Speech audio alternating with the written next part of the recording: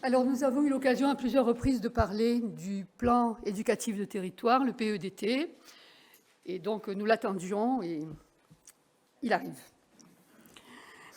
Donc, Monsieur le maire de Marseille, sur proposition de Madame l'adjointe en charge de l'éducation populaire, soumet au conseil municipal le rapport suivant.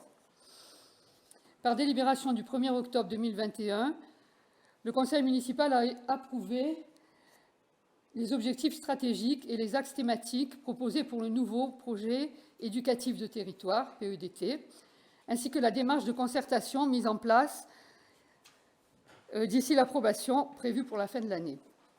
Donc là, vous visualisez l'ensemble des interlocuteurs qui ont participé à la démarche de concertation de ce PEDT. À l'appui de cette large concertation, engagée auprès des partenaires institutionnels et associatifs en 2021, le nouveau PEDT vise à offrir un parcours cohérent et de qualité sur tous les temps scolaires, périscolaires et extrascolaires, autour des thématiques éducatives que sont la culture, le sport, la santé, la citoyenneté, le développement durable et la transition écologique, toutes assorties d'actions concrètes dont la mise en œuvre sera coordonnée en proximité à l'échelon territorial pour les 3 années scolaires 2022-2023, 2023-2024 et 2024-2025. Ce document s'adresse à l'ensemble des services municipaux et des acteurs soutenus par la ville de Marseille, acteurs institutionnels et acteurs associatifs, qui ont des actions en faveur de l'enfant. Il doit être une feuille de route adaptable en fonction des enjeux de quartier et des événements concernant l'ensemble de la ville, par exemple la Coupe du monde de rugby en 2023, les Jeux olympiques en 2024, etc. Ce travail mené par la ville, en partenariat avec l'ensemble des collectivités et des acteurs concernés, doit s'appuyer sur des ambitions territoriales plus rapprochées, encourageant les acteurs structurants, Éducation nationale, CAF, Union des centres sociaux, associations de parents d'élèves, syndicats d'enseignants, mairies de secteur, associations d'éducation populaire, centres sociaux, etc., à développer une dynamique territoriale. Donc, les attributions et les axes stratégiques du nouveau PEDT, donc vous avez les axes stratégiques sur l'écran. Je vous laisse regarder.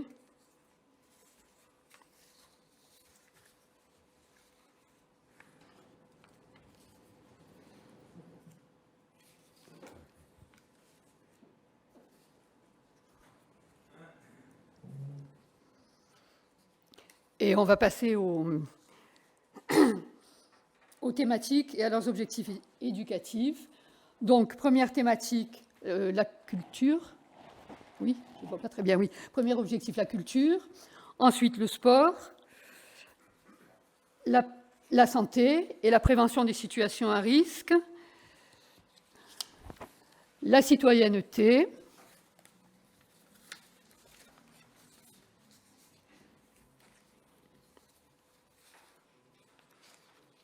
et enfin, le développement durable, la transition écologique et la qualité de vie.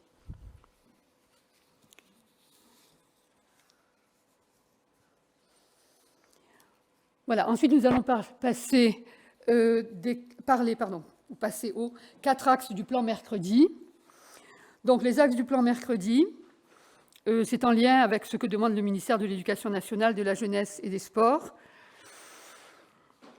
et le ministère de la Culture, associé à la Caisse nationale d'allocation familiale.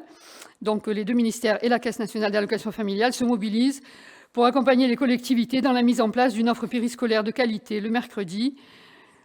Ainsi, la continuité éducative, l'accessibilité de tous les publics et l'inclusion des enfants en situation de handicap, la mise en valeur des richesses du territoire, la diversité et la qualité des activités proposées se déclineront notamment dans le cadre des objectifs suivants.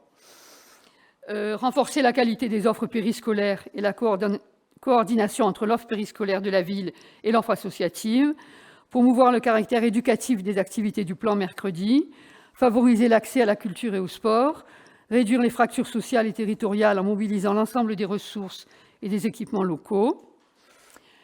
Et une double démarche d'évaluation sera mise en place.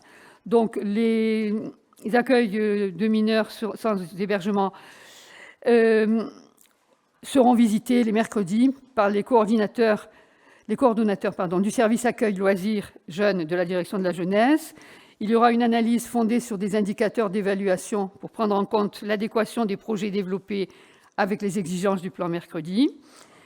Et les différentes formes prises par les indicateurs d'évaluation sont proposées en annexe, oui d'accord.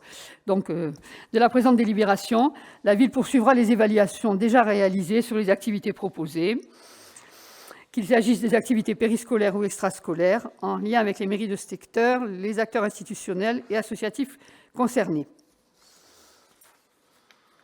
Enfin, je suis perdue, pardon. Oui, il y aura une nouvelle gouvernance locale. La ville de Marseille souhaite pour la première fois, en lien avec les mairies de secteur et les centres sociaux, favoriser un pilotage territorial et une mise en œuvre locale des actions du PEDT afin de le rendre plus opérationnel et connecté aux enjeux rencontrés par les enfants.